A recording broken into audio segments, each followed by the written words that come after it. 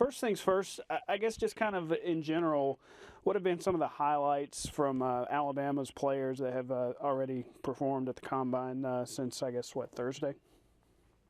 Yeah, no doubt. Amari Cooper running in the low 4.4s is probably the highlight so far from the Alabama guys. Of course, not everybody's performed just yet. You've got Landon Collins, who's second best prospect Alabama has, running Monday, so he's yet to go. But Cooper plays a really good 40 time, like a lot of people have expected him to do.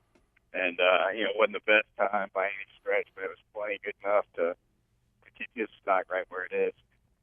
And another guy that a lot of people around here kind of look at, wondering kind of where he was going to kind of end up, and some people even saying he maybe should have stayed an extra year, is T.J. Yeldon.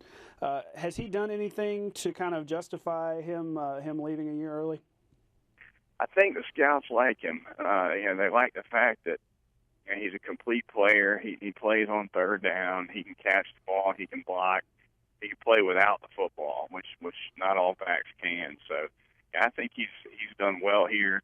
The concern on him is going to be the medical reports, because he's had some nagging injuries, and the NFL clubs are going to dig into that and see if they find anything that they think might be a problem long term or chronic or whatnot. But if he checks out on the medical end of things, then he should be in good shape.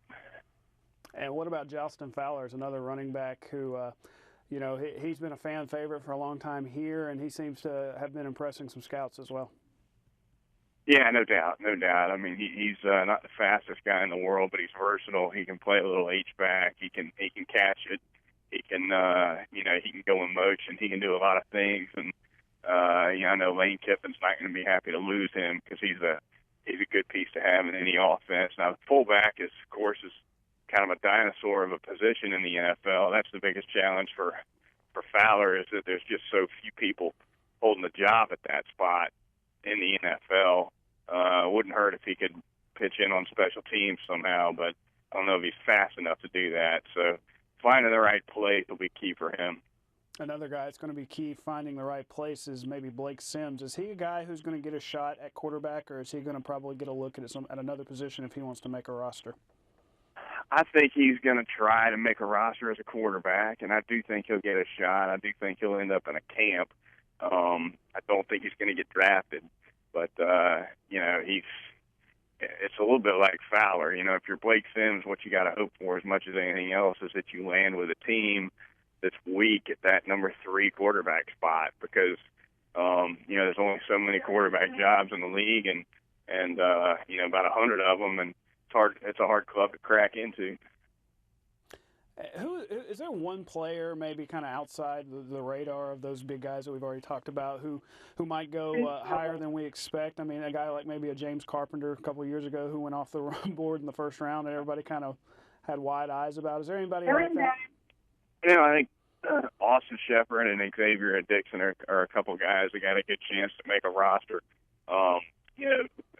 Dixon, especially with his ability to rush the passer, I think he ran a 4.77 40-yard dash just today, which for a guy his size, it's pretty darn good. So I don't think he was a star player at Alabama, but certainly he was a big contributor up front on that defense, especially on third down. And I'd say those two were a couple to watch for in the later rounds. And you mentioned him already, but Landon Collins getting ready to go tomorrow. Is there anything he can really do to improve on his film already that's already out there? Is there anything or is he going to be a guy who's going to be a first-round lock one way or another?